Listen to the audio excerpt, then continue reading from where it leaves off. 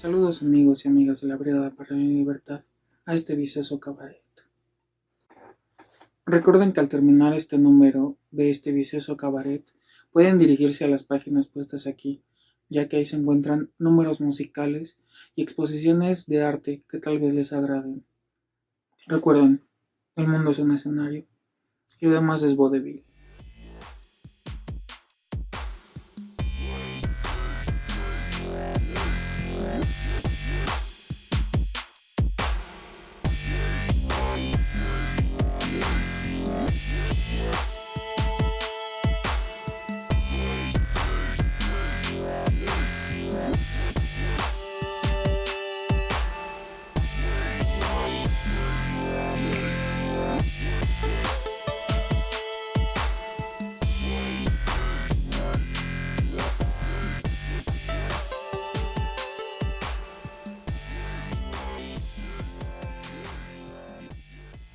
I always read science fiction, and so when I went to write a novel about the Vietnam War, that was the natural way to write it.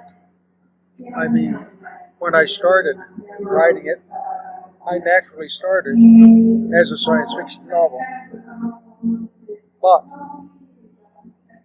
I did write a story about Vietnam, which I only got 12 pages, and I put it aside because I wanted to start the future one, the Forever War.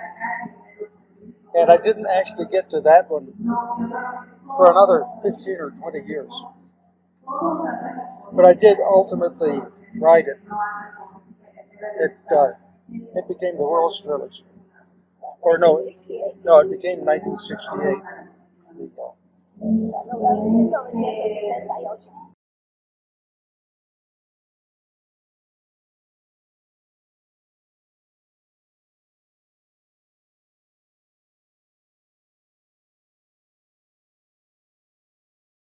Genre? I think it's a low genre. The people say it's a low see. Yeah, much of it is very lowbrow, but it's supposed to be. It's supposed to be entertaining because it started out as children's literature. And when we forget that, we lose very much because almost everybody who writes anything interesting in science fiction fell in love with it as a child. The stuff that people come to later in life sometimes is very interesting, very intellectual, but not very entertaining. Because if it's like getting a virus or something when you're very young, it keeps control of your body for a long time. I hope I never get old enough that I outgrow this stuff myself. But I have to be sympathetic. Nobody has time to read everything that looks interesting. And so you sort of choose which kinds of things you like. I like very modern, postmodern fiction set in the old American West, for instance. But I don't want to write that. That's not the kind of writer I am. Science fiction is very comfortable for me.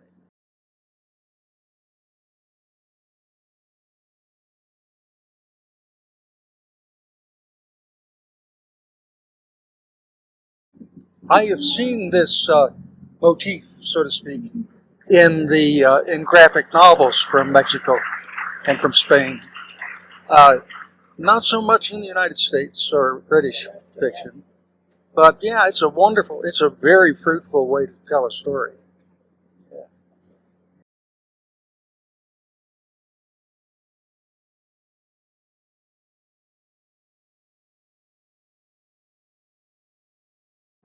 Well, I had a lot of sympathy for it. I don't suppose I was an actual hippie myself. My brother was. My brother was a hippie, and I did smoke dope and do the usual hippie things. But I wanted to be a scientist, And I was pretty serious about physics and astronomy, space travel, and so forth.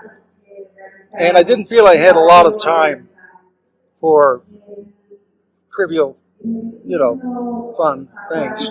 But then when I got older, I realized, hey, if you don't have fun now, then you're going to be dead and you won't have had any fun.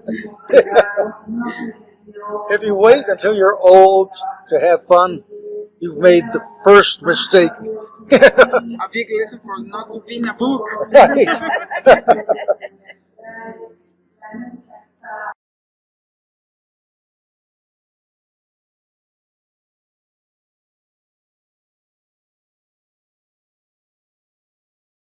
There is now, certainly, and I think it happened while I was a young writer.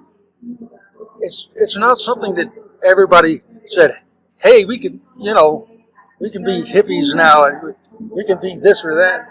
But slowly, there were various currents in both American and British writing that seemed obvious to me.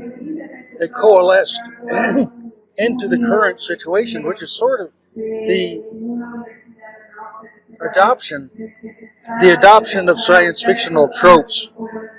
First with the overall popular literature, and then ultimately, perhaps more important, the intelligentsia stole it. They stole everything. I mean, they just took science fiction, fantasy, horror. They all became useful tropes for serious writing, as they should be. I think we were wrong in the first place to put ourselves off in a ghetto. I mean, it's very comfortable in the ghetto because you know everybody and everybody knows you, but it does sort of limit what you can do with your form.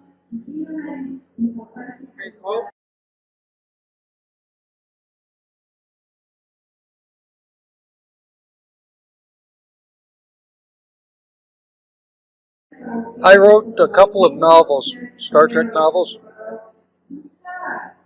because James Blish was doing the first one, and he died. And they had this open market. I mean, they didn't know whether there were going to be 10 of them or 100 or what. So I knew that he had died because I was in correspondence with he and his friends. And I was also in correspondence with the guy who was in charge of this new Star Trek stuff. And I was writing him, back in those days, we didn't have computers. I was writing him a letter, and I said, I see that Jim Blish is dead. Who's doing the Star Trek series now? And he wrote back immediately and said, you are. And it was just that simple. Because it wasn't a big enterprise. It was just a small series when it started out.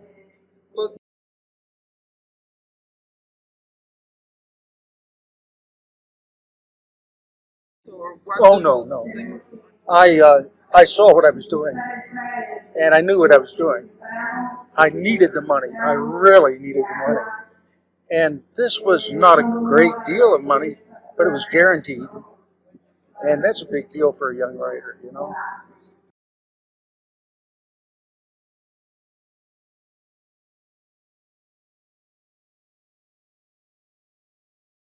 I wonder how well I understand what violence means in a Mexican context.